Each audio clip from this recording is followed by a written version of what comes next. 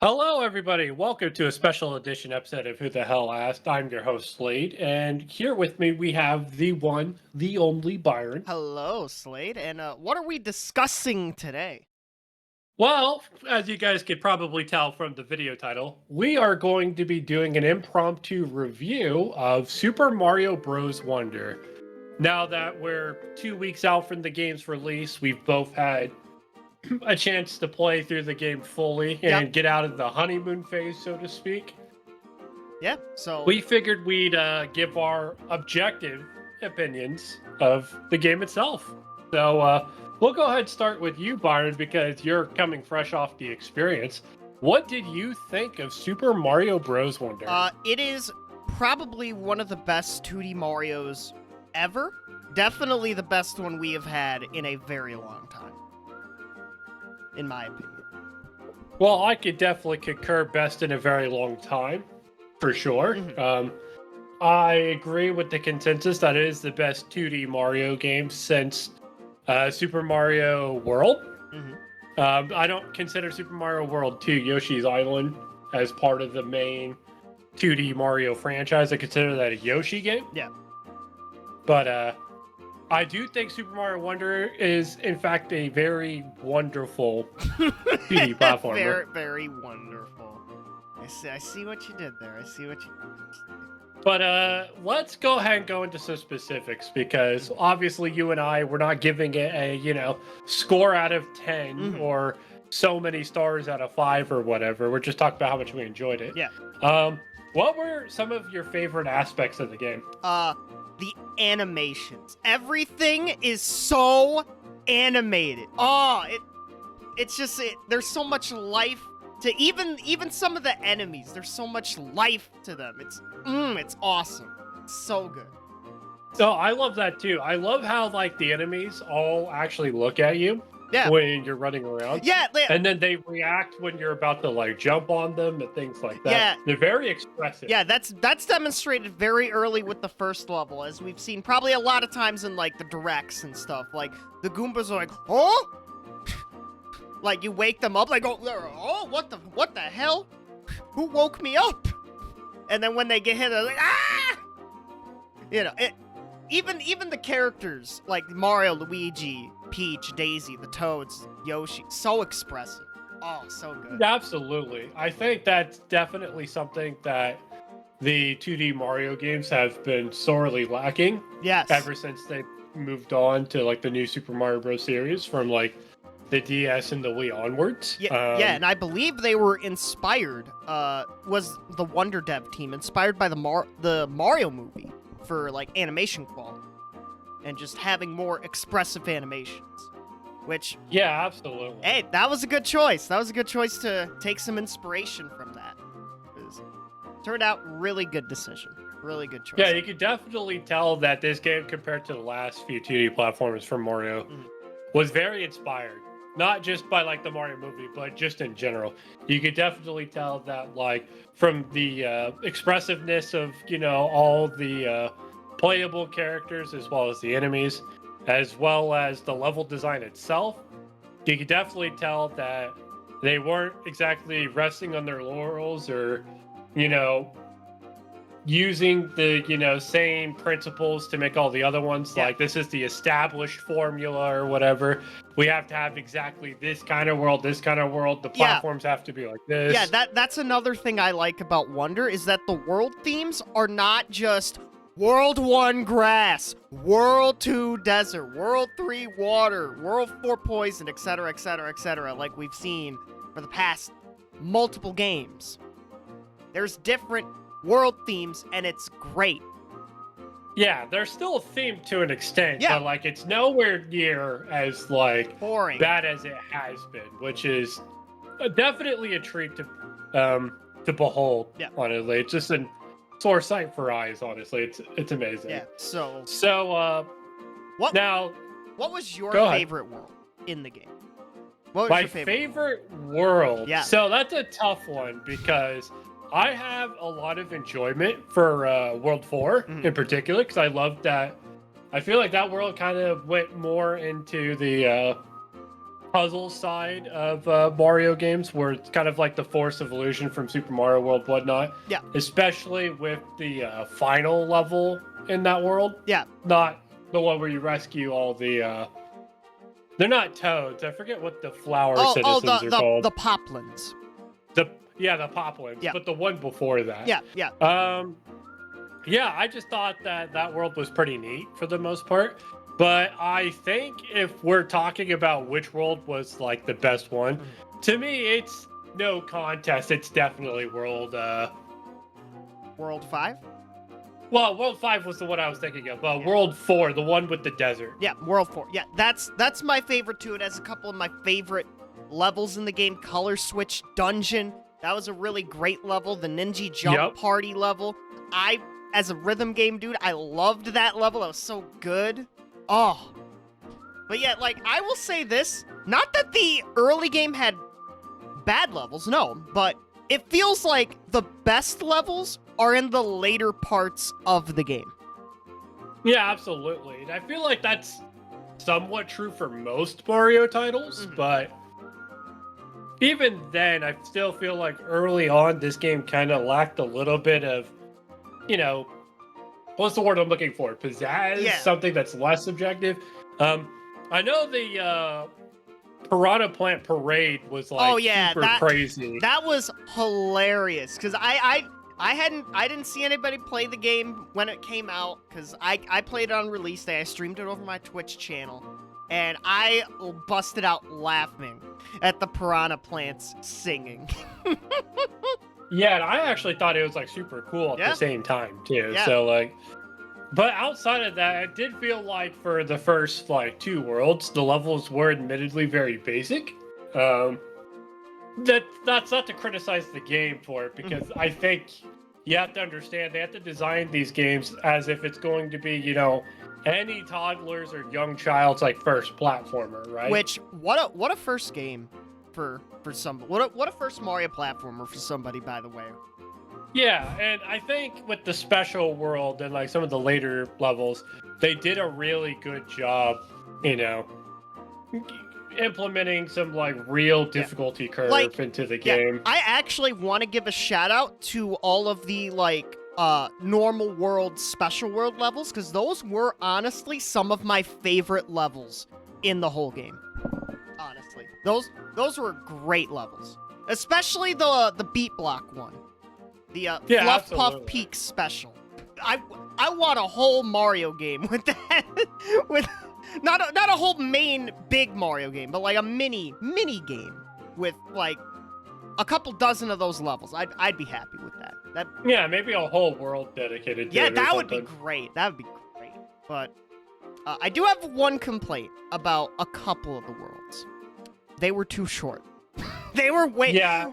World 3, like, I get what they were going for. World 5, though, especially. Way too short. World 3 and 5 were way too short. And 5 was the world I was talking about initially, but I ended up harkening back to 3 because, again, I do think it's objectively the best world. Yeah, I just could not believe it. It felt like it walked in, 4 levels happened, and it was over. Yeah, It was pretty crazy. But that's kind of a theme of the game as a whole. Yeah. Because I'm gonna get into my complaint for the game now. Okay. So, when you play the game as a whole, there's 152 total levels. But in actuality, if you're counting, all the basic platforming levels as well as the final Bowser level, then actually there's only 69 levels.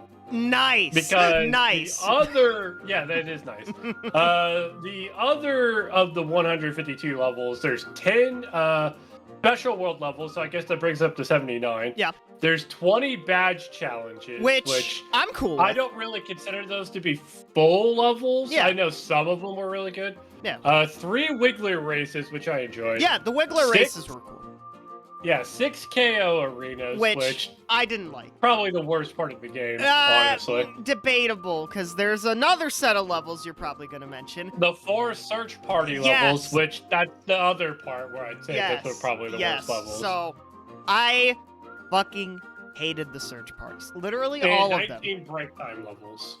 The break time levels I thought were a nice little distraction. I was like, okay, that's cool. I'm cool with them. I don't know about you, but I was cool with them. Nice Yeah, little they're okay. something So, different, but yeah. in totality, there's about 79 substantial levels I thought were really good. Yeah, like you I guess the Wiggler races are pretty decent, so Yeah. we could add those to the list as well.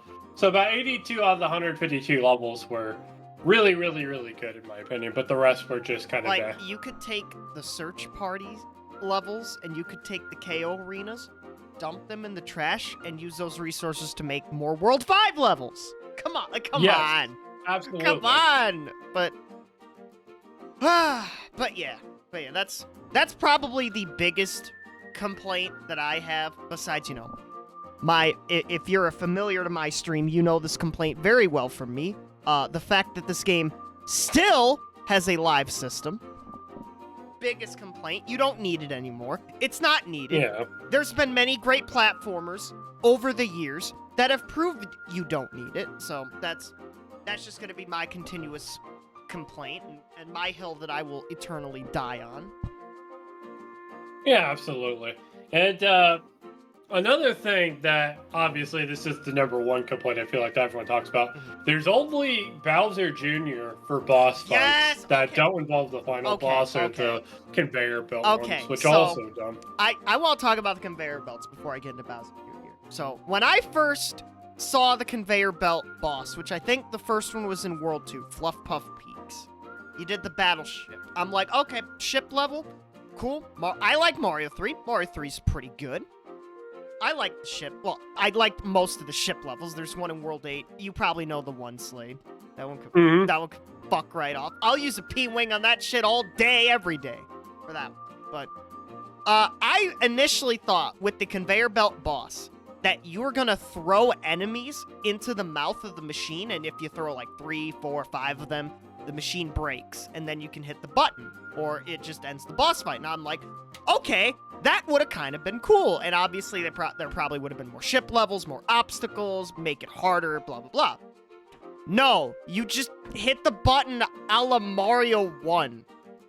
And I'm like, come on, man. Like, come on. Yeah, they definitely dropped the ball when it came to executing, the conveyor belt bosses. Because, like, if it was some like Super Mario Bros. 2-esque kind of fight where you just threw them at the mouth of the conveyor or whatever, yeah, and you change the enemy types, maybe even the armor type of like the conveyor. So yeah, maybe the bombs only work on one specifically or something. There could have been a lot of nuance there that could have made those fights interesting. But instead, we just got stuck with Lamau just jump on top of it and it's over. And then of course Bowser. And it was uneventful each and every time it happened. Yeah, and then of course Bowser Jr., which you fight him I think 3 times throughout the whole fucking game? 3 or 4? Yeah, don't get me wrong. I don't think the Bowser Jr. boss fights were bad. We just need variety. We need more, different. Yeah, I understand the Koopalings are ultimately just reskins of each other. Not necessarily. Super Mario Bros. 3. Yeah, not necessarily. Those fights were different. I think in Mario. Well, okay, maybe not Mario World.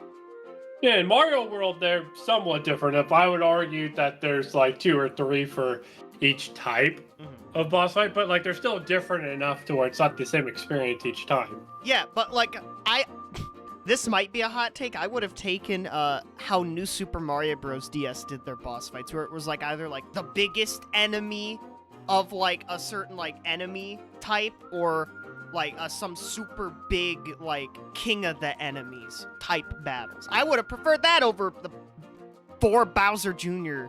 fights. The final boss is the best boss in the game, but that's not saying much. And to be quite honest, when I beat it, I'm like, okay, where's Phase 2?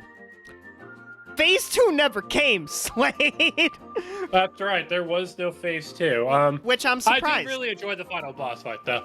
To me, I think out of all the Bowser, boss fights, not including the new Super Mario Bros. Games, I actually enjoyed that one a lot more than I did either Super Mario World or Super Mario Bros. 3. Huh. I haven't done those fights in a while, so I don't really have an opinion. Maybe I will whenever I get to Mario 3 and Mario World again.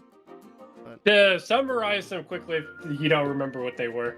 For Super Mario Bros. 3, Bowser can either ground pound through the middle to lose his footing through the like bricks at the bottom. Yeah.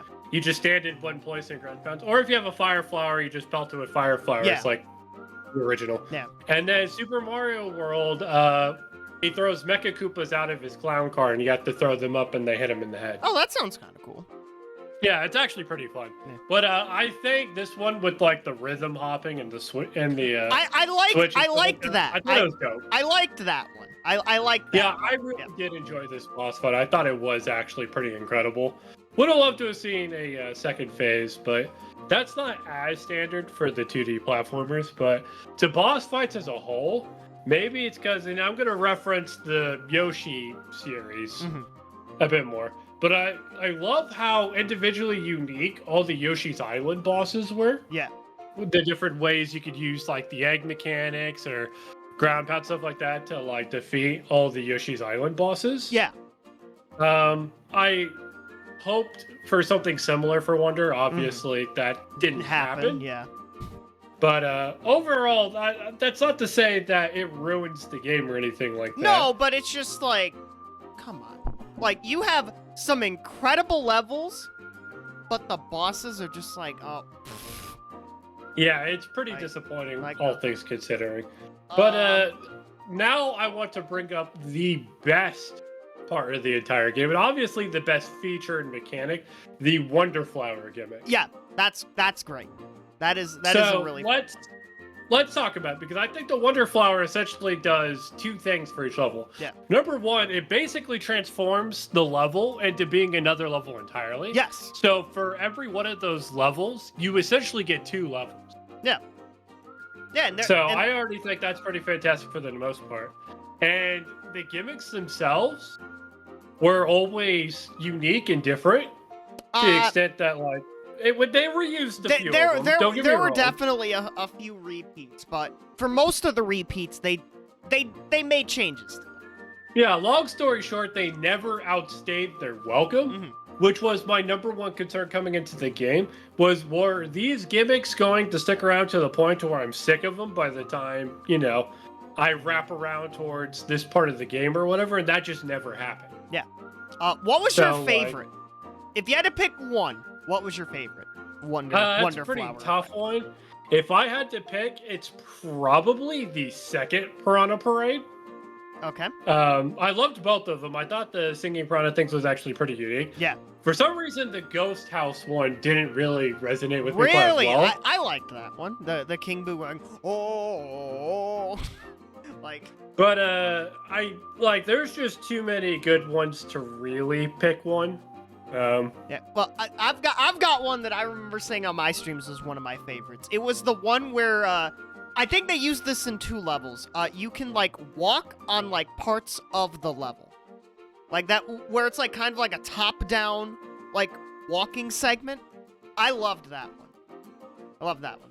That was pretty good. The one where you turn into a spike ball with the flowers going roll, roll, roll. Yeah, those are pretty good too. Yeah. Yeah, but most of the wonder effects are pretty good. Like turning into a slime ball. That was another great one. But yeah. Oh yeah, and then the ones with the stampedes ended up being really good too. I especially liked the was it the second or third one where you have to ride it and then there's P switches? Oh yeah. you have to hit all the way to The the end? secret level in World 1, Bull Rush Express. Yes, I really enjoyed that one. Yeah, that one was good. Especially because even though you could just, choose and take Elephant Mario in, I really like the idea of hitting all the P switches and then quickly finishing the level to get to the third Wonder Seed. Yeah. I thought that was pretty neat. But again, you could obviously just play Elephant Mario and cheese your way in Well, there. you kind of have to get the secret exit anyway, so. I'm pretty sure you could go fast enough through the exit to quickly get through there after the last P switch. I might be crazy. Yeah, I think you are. In fact, I almost think that's the intended way, honestly. But But yeah, that's neither here nor there. I really enjoyed the wonder effects. I think that's the best part of the game, hands down. Yeah, it's a great part. It's a great part of the game. The power-ups. We didn't get that many, which kind of a shame. We didn't get more of them. We got a couple of pretty good ones. The drill, I would say, is a fun power-up. The bubble power-up is insane, by the It's way. the best power-up in the game. My God. Speedrunners are using it, Yeah, but God. it's just so quick. Speedrunners are using it. It's just a great power-up to have. Elephant Mario, I'm gonna say this, I'm a little surprised it was as underutilized as it was. Because I thought they would do more with, like, the trunk, like, where you can, like, vacuum up, like, Koopa shells, or, like, you could toss them up with the... Maybe I overthought the elephant power-up, and I'm like, oh, there's gonna be so many cool uses for this, and it's just basically like, oh, you could just use the trunk to hit blocks, or whatever. Yeah, or, like, water things, which I think only ends up being, like, 2 or 3 purple tins throughout the entire run. Yeah, maybe a few more, but not that many. Not that many of the 10 purple coins. Yeah, I'm surprised it wasn't utilized a lot more. Then you had the classic fire flower And the mushroom. The Starman. The classics. But let's get into something that I don't know if we'll agree or disagree on. The badge system. The other big focus of the game is the badge system. With well, I think like 20 badges or something. What? Yeah, there's what is it? 15 badges that changes Mario's and all the playable characters, like movement or abilities or stuff like that. And then the rest of the badges either give you a power-up, show invisible blocks, or collect coin, make it easier to collect coins. Like, they do all sorts of quality of life stuff instead. Yeah, but what'd you think of the badge system in general? So it's weird because I have the opinion or idea that some of those badges should have just been like permanent abilities. I agree. But at the same time, I do like how much they customize the experience from level to level, and I think it ended up being a wonderful addition overall. And I think the game's better for having it than it would have been if they were just all abilities you had innately. It's weird because I think like some of the abilities legitimately work better off as badges than being abilities. There are two. Originally, I thought there were gonna be 3 badges that I was gonna say, oh, these should have been main game. The one I ended up like not really using as much as I thought I would during my playthrough was wall climb jump, which I still think is a really cool ability, but the 2 that I thought should have just been like main game staples. First off, they put triple jump behind a badge for no reason. Yeah, but it's not really triple jump. It's just timing your jump landings to get a higher jump. But I do agree that's something that should have been, because that's a staple. Because that's a staple of just Mario games. You can always just go bop, bop, bop, and with each jump you get a little bit higher if you time it right. But yes. The other one, and this might be a controversial take, I think parachute cap should have been a base game ability.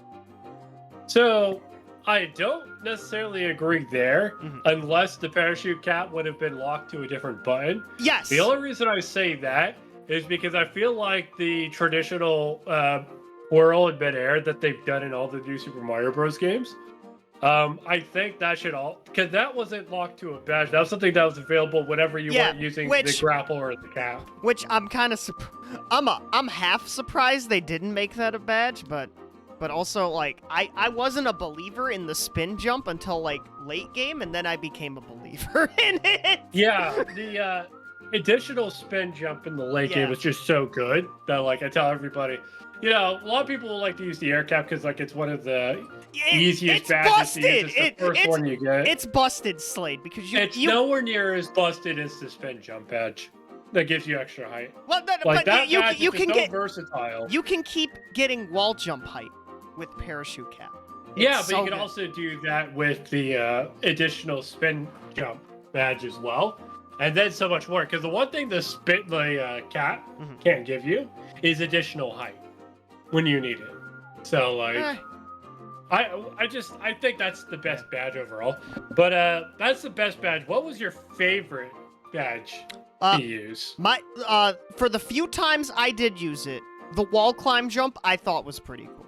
I will say that. Grappling vine was cool, I'm surprised I barely used it, though. I'm surprised I wasn't incentivized to use it more. I think because you can't grapple vine up or down. Probably. Yeah, I think for me, the grapple vine felt like it was designed and tailored for World 5 and World 5 levels. Oh, I could definitely And see that. Yeah, I could definitely see outside that. of the badge challenges and the final badge level, it didn't really feel like the grapple vine got a lot of usage in the game in levels that were really designed for it. I just feel like anything that you would want out of the grapple badge, you could also just do if you have the spin badge instead. So it's just kind of moot point. All right, can we talk about what I'm pretty sure is the single worst badge out there? The only reason this is in the game is for the challenge YouTubers out there, which. Are you talking about the Zoomy badge? No, I'm not talking about the Zoom badge. No, I'm talking about the fucking invisibility badge. Invisibility badge. That my God. fucking badge, dude. Oh, like I love the idea of it, and in Once Upon a Time, I wanted to be a challenge YouTuber, so this probably is like, ooh, Content Brain is like, ooh, this is gonna be funny, and I will eventually. There probably someone is making it right now or has made it. How many levels can you beat with the invisibility badge? But spoilers, all of them. Besides the badge challenges that take it off of you. But you know, it's fun to see like what strategies people use. But like, why? For normal play, why? This could have been a toggle instead of a fucking badge that like you could unlock the toggle or just give it to people out of the gate if they just want to be very funny and do a challenge run day one. Shouldn't have been a badge you get in like what world? I think like 5, 4. You get it later in the game than I thought you would.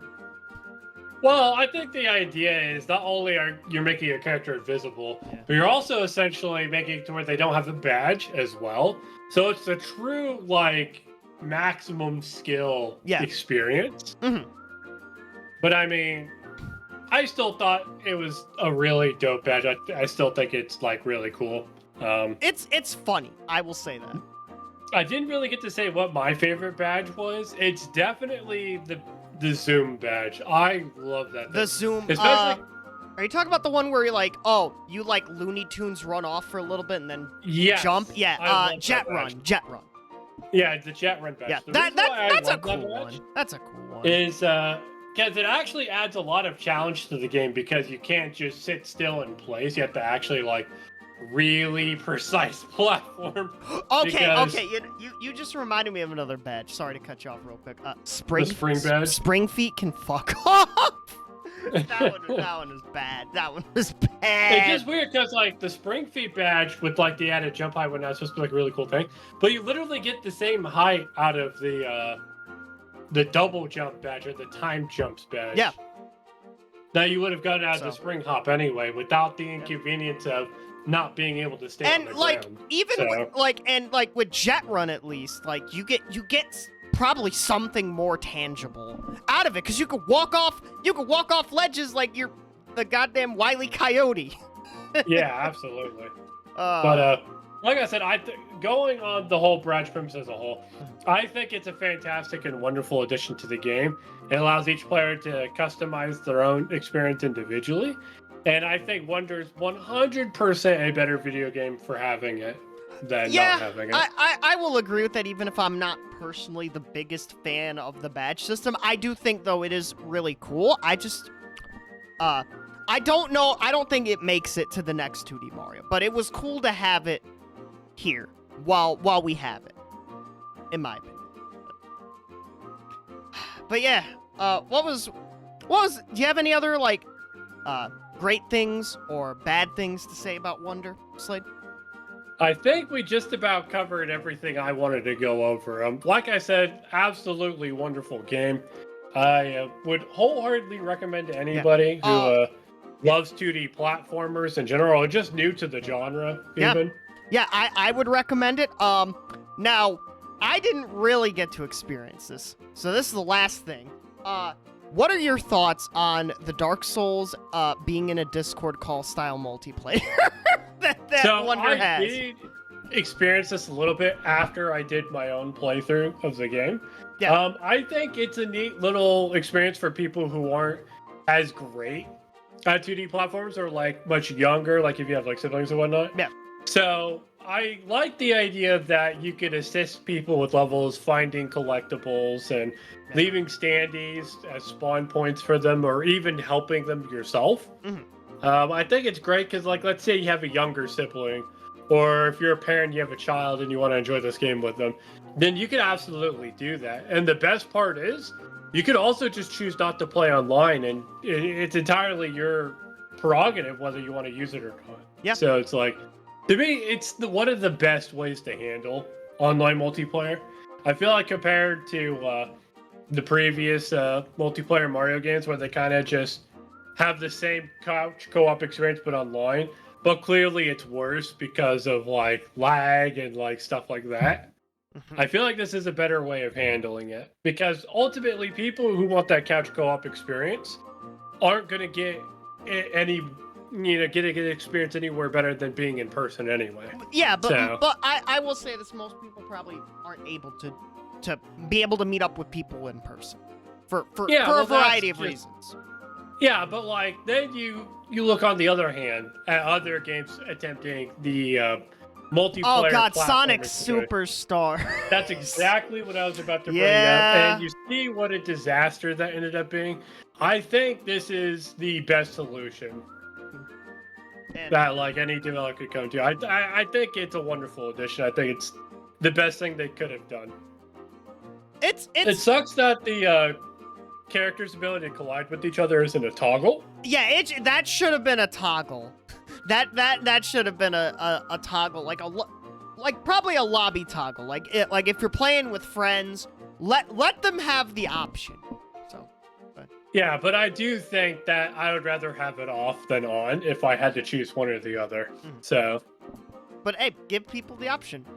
Yeah, give people the option. But, what's wrong with options? Yeah. My last complaint is about the 100% for this game. There's one thing that should not have been required for the 100%. This is a thing in 3D Land, which I haven't played yet, but I will be annoyed at it when I play 3D Land, and in 3D World. Why do you keep making getting the top of the flagpole a requirement for 100%? Stop! Please. See, I actually love that. So Byron's just a no-skill scrub. Okay, motherfucker. But ignoring that, yeah, like I think that the completion requirements are, they're pretty nice for the most part. Get all the seeds, get all the seeds, get all the 10 purple tens, coins, yeah. And then get the top of the flagpole each level. I think that's fine. I think they did a pretty good job. And I will say this about the purple coins. I found most of them with fucking ease. Like, I'm surprised they didn't hide some of them in some fucking nefarious places like they did with some of those star coins, though. I will say that. I think they hid some of them quite well. They hid some of the Wonder Seeds quite well, too. Oh, the Wonder Seeds, yeah, some of them they hid, like stupid well. Byron, you just gotta understand that you and I are, like, pushing 30. So, like, we've played so many of these games. Damn, I'm not quite pushing 30 maybe we just don't want to look at these things. You gotta understand. Also true. But you gotta understand, we have a lot more experience than, like, probably the average player. Yeah, but I would still wholeheartedly give my stamp of approval to Mario Wonder as, like, go get it if possible. Great game. Yeah, so if we were to steal, a review system from, like, another YouTuber on the platform, hate it, okay with it, like it, love it, I would give, love it. Love it, yeah. I'd give love it. Yeah, yeah. If I had used that rating system, I would also be in the love it camp. Even though there are some flaws, the game is great enough to overcome some of those flaws, but like if the flaws get fixed in, let's say, the next 2D Mario, you may have one of the best games of all time. Yeah, because if you really think about it, even Super Mario Bros. 3 and Super Mario World had their fair share of flaws as well. They none had of the games issues in the franchise are perfect. Yeah, but they're still great games, all-time classics. Yeah, absolutely. And this game is an all-time classic, make no mistake. Yeah, and maybe learn from some some of the other indie devs, because some indie devs have been making some great platformers. Maybe take some tips from them. Yeah, absolutely. But anyways, I think that's just about going to cover up this very unprofessional, unscripted, impromptu review. Yeah. Go buy Mario Wonder. Definitely. Yeah, go buy Mario Wonder. If you're looking for more content on the channel, have no fear. When Super Mario RPG comes out in a couple of weeks, I will be doing a professional scripted review. Yeah, because, on that. Because, look at this man's talking head icon I have for him. Yeah, absolutely. But and we're also going to cover the gaming news as they evolve. Typically, we cover those every Saturday. Yep, every but Saturday, that's Sunday. going to do it for this video. So this has been Slade. And this has been Byron, and we'll see you all next time covering the gaming news and gaming topics you want to hear about. So hope you all have a good day, good night, and goodbye.